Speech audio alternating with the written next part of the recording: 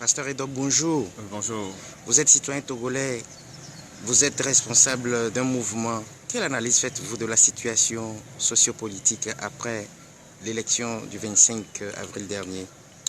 Depuis longtemps, je me suis réservé de parler de ces situations parce que j'en ai jusqu'à la gauche, parce que j'ai constaté d'emblée que le Togo vient de rater encore une occasion de sortir de cette ornière pour nous servir l'alternance. Parce que tout était clair, que le pouvoir en place veut continuer dans sa marche hypocrite, dans sa marche dictatoriale, conduisant ainsi le peuple togolais avec des mains de fer. C'est ce que nous avons observé, puisqu'il était clair que à la proclamation, la manière dont les élections, dont les résultats étaient proclamés, quelque part, il y a quelque chose qui n'est pas bien allé, et c'est la preuve que le pouvoir, le régime unir avait perdu les élections. Ça veut dire que vous rejetez les résultats tels que donnés par... De par toutes les façons, je te dis que au même moment, je voudrais t'informer que notre mouvement entend organiser prochainement une manifestation devant la représentation de l'OIF à Lomé pour leur dire non. Et pour dire que l'OIF, non seulement l'OIF n'était pas venu seulement pour consolider le fichier électoral, était venu pour accompagner. Et donc ce qui va normalement piter de la période du processus électoral, le jour du scrutin, la proclamation des résultats par la CENI, jusqu'à la confirmation des résultats par la Cour constitutionnelle. L'OIF, le représentant de l'OIF, la délégation de l'OIF, en quittant précipitamment le Togo, sans dire un mot au peuple togolais, je crois, vient de prouver une fois encore que la communauté internationale ne veut pas prendre le problème togolais en main. Et il nous revient aux Togolais, et il nous revient à nous Togolais de faire venir la communauté internationale. Je crois que c'est dans ce schéma que nous devons nous retrouver aujourd'hui. Sinon, le salut du Togo ne viendra jamais d'ailleurs. Donc nous contestons, le mouvement Matelbré conteste vigoureusement. Nous contestons les résultats proclamés par le président de la CENI. Et ça, nous le disons. Maintenant, nous avons décidé de sortir de notre réserve pour dire que nous contestons ces résultats, et que le peuple togolais est donc appelé à prendre conscience pour toutes fins utiles. Comment analysez-vous le bilan du Premier ministre sortant Aoumé Kwesi Selagodji? Oh, c'est vrai que le Premier ministre, vous savez, on ne peut pas dire que du mal sur lui.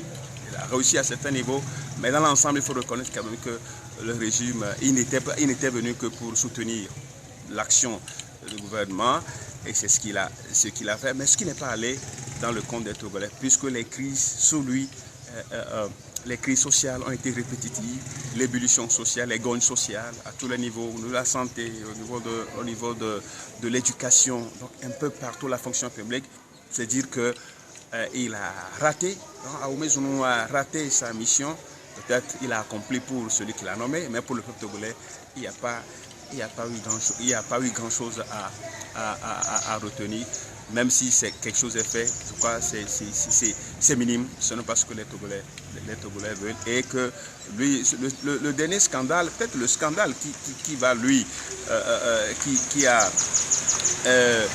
a eu cause dans son régime, c'est le fait que pour les fonds de la CAN 2013 jusque-là, il n'est pas arrivé à faire le compte rendu aux Togolais. Et bien qu'il ait promis, aujourd'hui il est en train de partir. Est-ce que c'est après qu'il sera parti qu'il va faire le compte aux Togolais? Là aussi, nous sommes là. Demain, nous les jours à venir, nous édifierons. Sinon, il faut que les Togolais se mobilisent aussi à ce niveau pour exiger que ce Premier ministre fasse le compte des fonds, des prélèvements arbitraires, des prélèvements qui ont été faits sur nos comptes. Je crois que ça devait servir à faire avancer le football togolais. Et s'il y a reliquat, et s'il y a compte à faire, on devait faire ce compte au peuple togolais. Mais il ne l'a pas fait. Là aussi, c'est un autre aspect qui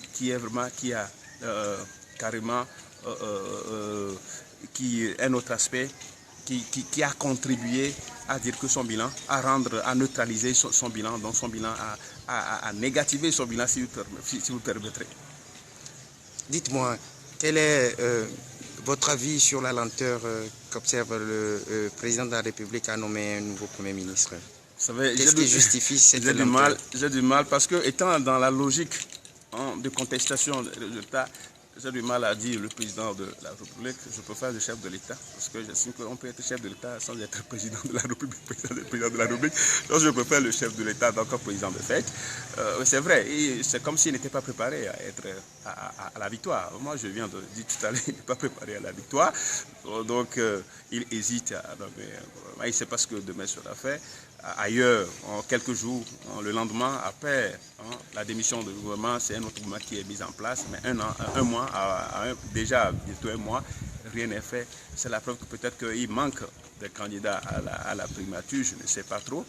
Mais je dis que ce n'est pas ce qui intéresse les Togolais. Les Togolais veulent l'alternance, ce n'est pas le gouvernement, mettre un gouvernement. Parce que nous en avons déjà connu, ils n'ont pas servi grand-chose. Donc ce qui importe les Togolais aujourd'hui, ça il faut le dire. Et le programme de tout candidat qui sera en face du régime, c'est l'alternance. C'est un programme. Les gens le disent que ce n'est pas, mais c'est ça. C'est de ça il s'agit. C'est ce que les Togolais veulent. Les Togolais veulent l'alternance.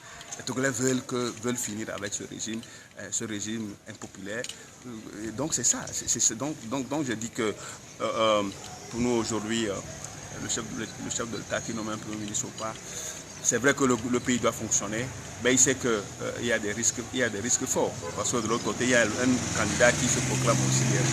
Donc, je crois quand même que prions que le Togo ne s'embrase pas et que tout se fasse dans les normes et que le Togo et que la paix puisse régner au Togo. Vous avez parlé tout à l'heure de l'alternance qui n'a pas marché, qui n'a pas pris. Dites-nous, qu'est-ce qui justifie ce silence, ce calme de la population togolaise depuis la proclamation des résultats? Oui, c'est un calme apparent. Les Togolais sont en train de réfléchir. Écoutez, aujourd'hui, ce n'est pas un homme leader, ce n'est pas un leader politique qui viendra sauver le Togo. Je crois c'est le peuple. Le peuple veut se sauver. Le peuple va se sauver. Quand on ne le veut pas, le peuple va se sauver. Donc, moi, j'attends plus grand-chose de ces acteurs politiques.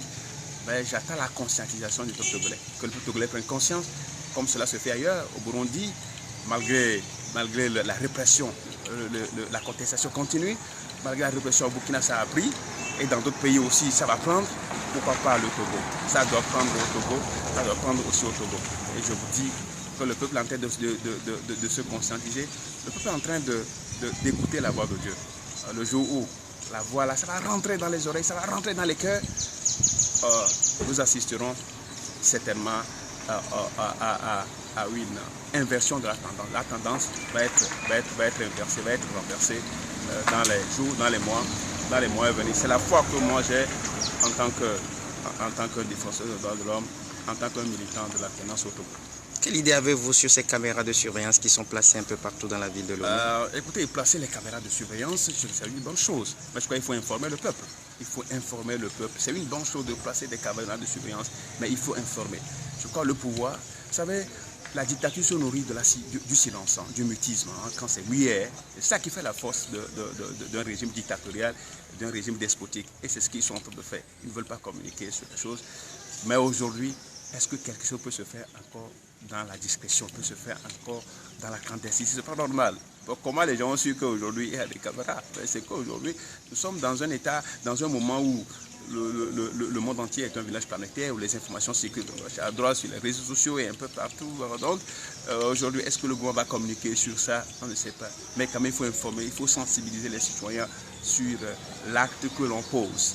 Si réellement nous posons cet acte-là pour le bonheur du peuple togolais, à moins que nous le fassions ils le font pour eux-mêmes, ils ne veulent pas communiquer là-dessus. Et bon, de toutes les façons, c'est une bonne chose, mais c'est comme s'ils se reprochent, ces gens-là se reprochent de quelque chose, ou bien pour pouvoir détecter les moyens, les stratégies que le peuple va utiliser pour renverser le régime. De toutes les façons, ça viendra tôt ou tard, ça va venir et le peuple togolais se prépare pour ça. Un mot à l'endroit du peuple togolais. J'appelle le peuple togolais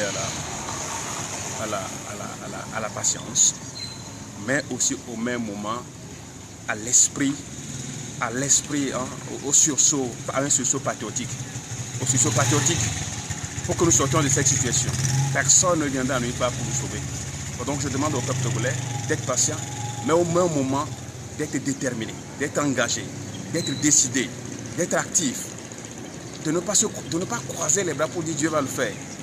Dieu, lui, il est là, c'est lui le grand maître, c'est lui le grand décideur. Ben, il faut quand même nous présentions quelque chose à Dieu. Le peuple doit présenter un programme à Dieu. Et ce programme, c'est comment être libéré du joug de la dictature, c'est comment être libéré de l'autocratie, c'est comment être libéré de cette manière dont ce groupuscule-là nous régente pendant des années. Donc au peuple togolais d'être consciencieux de la situation actuelle et un jour venu, que ce peuple-là se lève pour dire finalement qu'il en a assez, qu'il en a marre et qu'il est prêt pour sa libération. Pasteur Edo Komi, merci. Merci beaucoup mon cher ami.